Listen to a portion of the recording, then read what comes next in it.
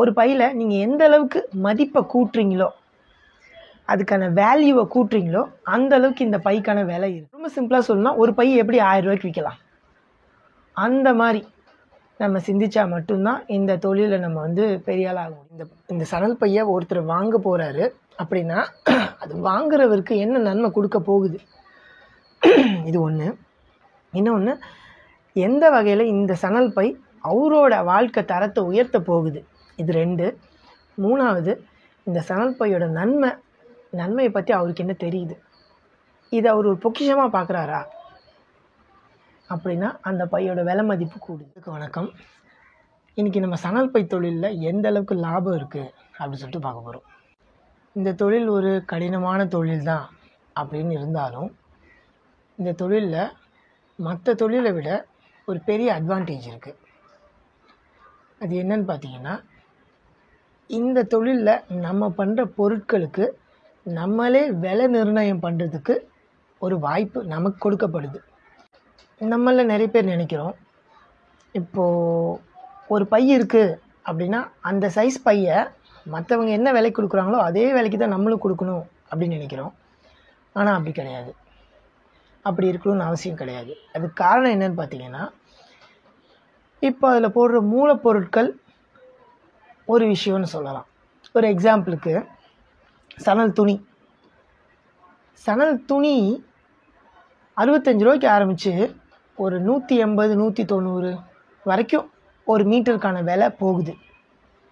So அப்படிங்கிற இருக்கும்போது நம்மளால் எப்படி ஒரு 10க்கு 10 பையை வந்து 100 ரூபா தான் பையுது, 90 ரூபா தான் பையுது அப்படின்னு சொல்ல முடியாது இல்லையா?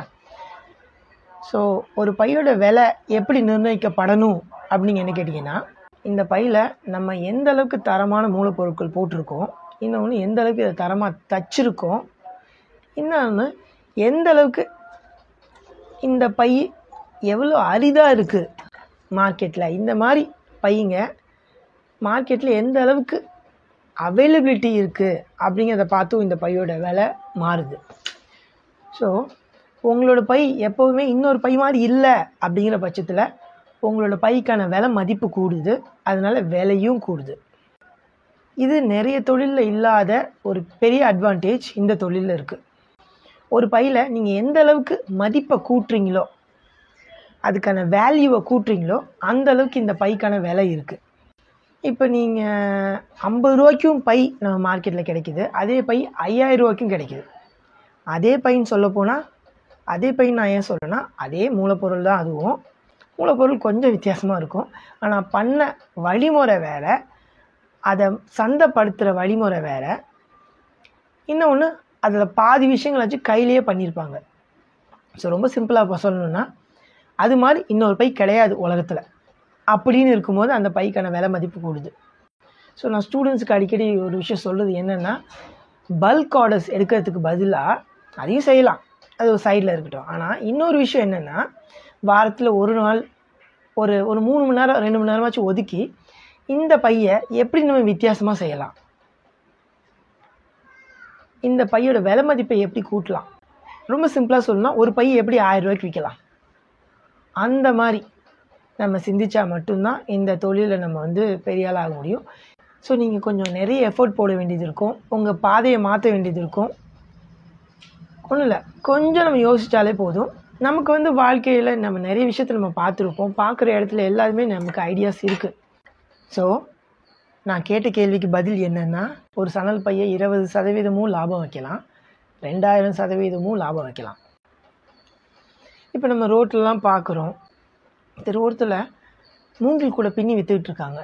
அதனால் நம்ம பேரம் பேசி 200 300 நம்ம வாங்கிட்டு வந்துடுறோம்.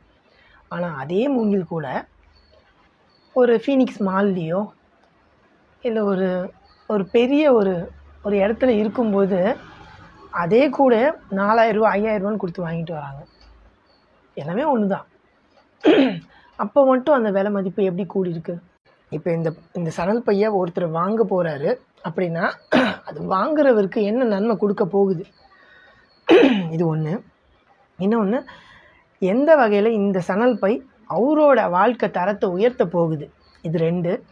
3வது, இந்த சணல் பையோட நன்மையை பற்றி அவருக்கு என்ன தெரியுது, இதை அவர் ஒரு பொக்கிஷமாக பார்க்குறாரா அப்படின்னா அந்த பையோட விலை மதிப்பு கூடுது. ஸோ அந்தளவுக்கு நம்ம மனசும் நம்மளுடைய எஃபர்ட்டும் இருந்துச்சு அப்படின்னா கண்டிப்பாக நம்ம எதிர்பார்க்குற வேலை நம்மளோட சணல் பைக்கு கிடைக்கும்.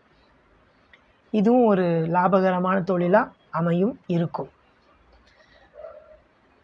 ஸோ இதே மாதிரி இனிமேல் நிறைய விஷயங்கள் டிஸ்கஸ் பண்ணலான்னு இருக்கோம். இங்கே இது வரைக்கும் காட்டிக்கிட்டு இருக்க உங்கள் ஆதரவுக்கு ரொம்ப நன்றி. வணக்கம்.